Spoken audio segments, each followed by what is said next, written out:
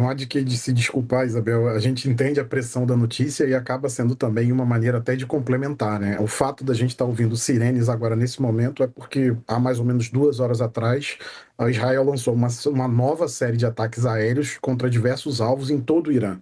Então, se a gente dividisse o Irã ao meio, por exemplo, a gente teria, nesse momento, a porção ocidental, mais ocidental do país, mais a leste do país, a oeste do país, perdão, ah, com uma completa e total liberdade de ação por parte da Força Aérea Israelense, que destruiu todos os sistemas de defesa iranianos a princípio do que a gente tem de informação até aqui.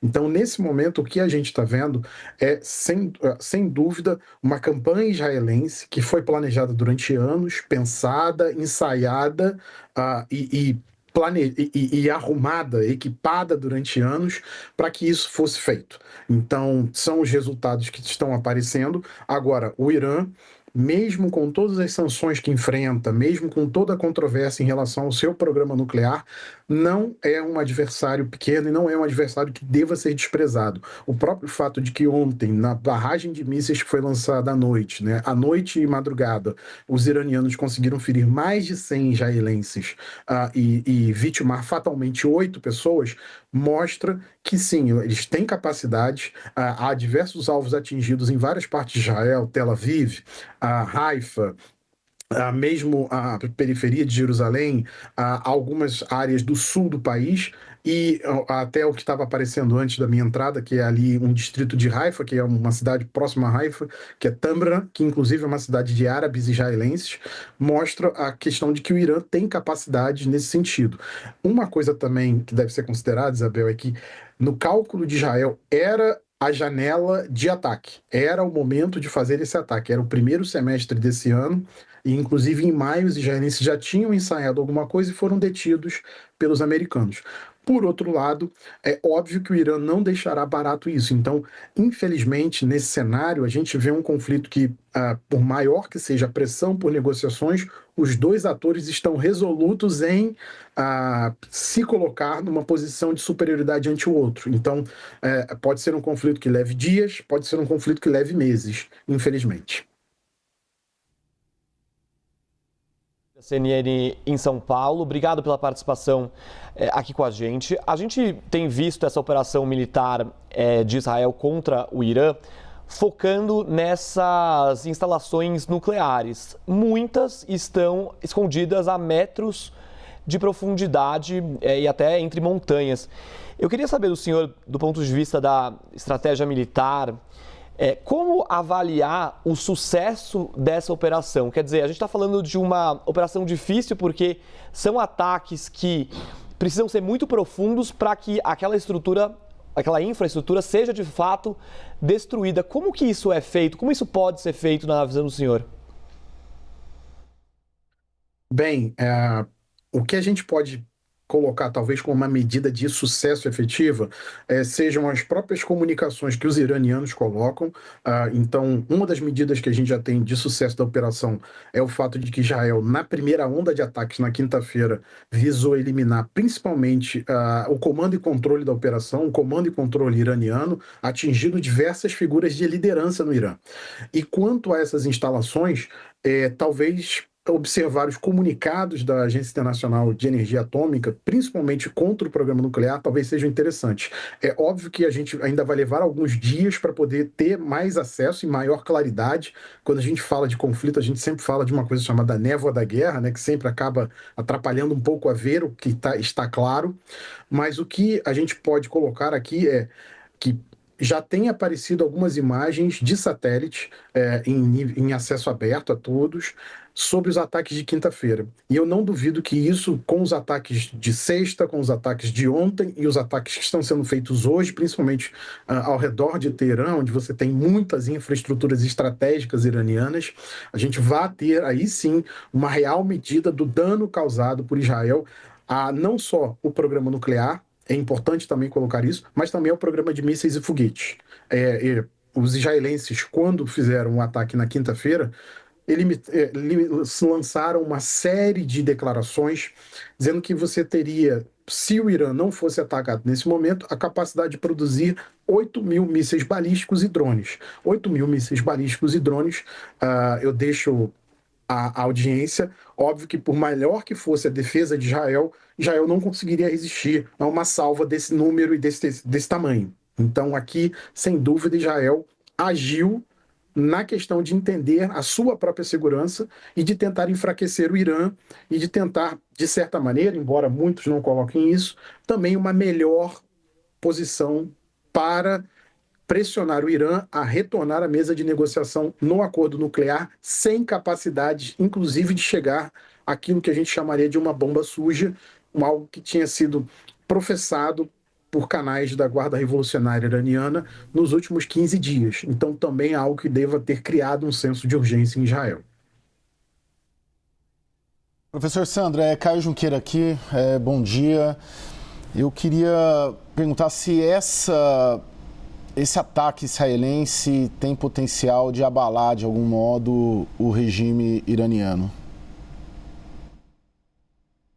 Prazer, Caio. Muito obrigado pela sua pergunta. Sem dúvida tem. E nesse momento, a estrutura dos ataques, especialmente depois dos ataques iranianos na sexta e ontem à noite, tem sim um objetivo de enfraquecer sobremaneira o regime iraniano, não só pela eliminação de grandes lideranças do regime, generais da Guarda Revolucionária, que são o principal sustentáculo do regime dos ayatolás no Irã, mas também o fato de que a gente está aqui vendo agora infraestruturas sendo atacadas que tirariam recursos do regime. Então, por exemplo, o ataque ao gasoduto de South Pars é o maior gasoduto do mundo que o Irã divide com o Catar.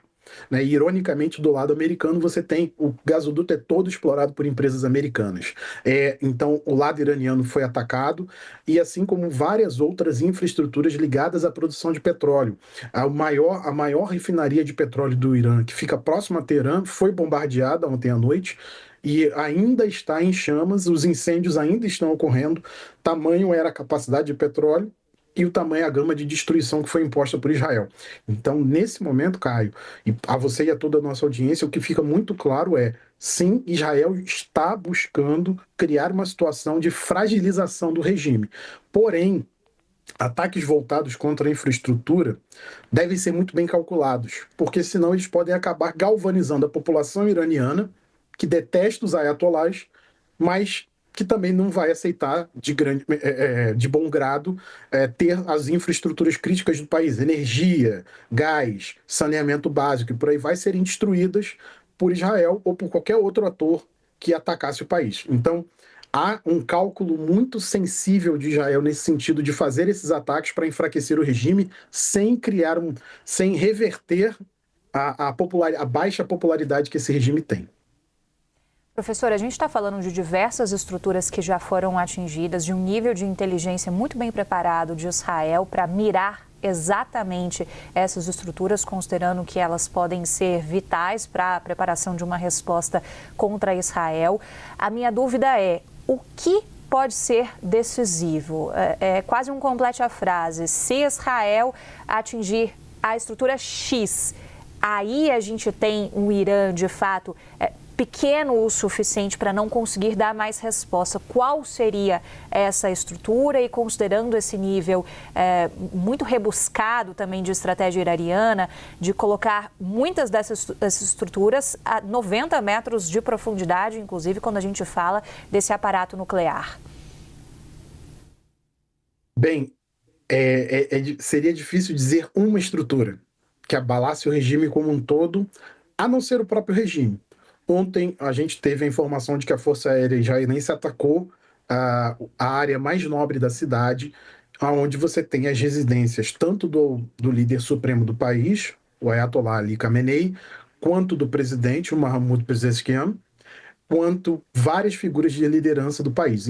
Entretanto, a gente não teve nenhuma informação se alguma grande liderança do país foi neutralizada ou foi morta, como a gente viu nos ataques de quinta-feira. Então aqui talvez o que Israel está fazendo no momento em que ela já não tem todas as informações sobre aonde estão exatamente os líderes iranianos e aqueles que podem ser retirados da equação de maneira a enfraquecer o Irã, o que você vai ter, então, é uma série de ataques para literalmente deixar o regime paralisado. Foi um pouco isso que a gente viu na quinta-feira e a gente está vendo um pouco isso hoje. A gente está vendo uma série de ataques a infraestruturas diversas, a energia caindo em Teherã, a gente está tendo apagões em Teherã nesse sentido, mas lembro, mais uma vez, há um cálculo muito sensível aqui que Israel deve estar fazendo, provavelmente, para que você não galvanize a população contra Israel e não contra o regime. Então, nesse momento, Israel já bateu os alvos militares, a princípio, que ela desejava, o programa nuclear, o programa de mísseis e foguetes, várias lideranças de alto nível da Guarda Revolucionária Iraniana e das Forças Armadas do Irã. Entretanto, agora, o que sobra é literalmente um ataque que possa paralisar o regime. E é isso que Israel está procurando, por meio de ataques à infraestrutura energética e por meio de ataques a centros de comando e controle. Então, o quartel-general das Forças Armadas, o Ministério da Defesa iraniano, o quartel-general da Guarda Revolucionária e outras áreas importantes estão sendo bastante castigadas pela Força Aérea Israelense. Professor, muito obrigada. O senhor nos ajudou a entender aí os pormenores de táticas de um lado e de outro. A gente conta com você em novas oportunidades. Conversamos com o professor da Escola de Comando, Estado-Maior do Exército, Sandro Teixeira Moita. Até uma próxima, professor. Um ótimo domingo dentro do possível, porque a gente segue no nível elevado de tensão com toda certeza. Sem dúvida, muito obrigado pelo gentil convite a você, um bom domingo a você e a toda a nossa audiência, dentro do possível. Esperamos, de certa maneira, pela paz, que ela venha logo. Todos nós torcemos por isso. Obrigada.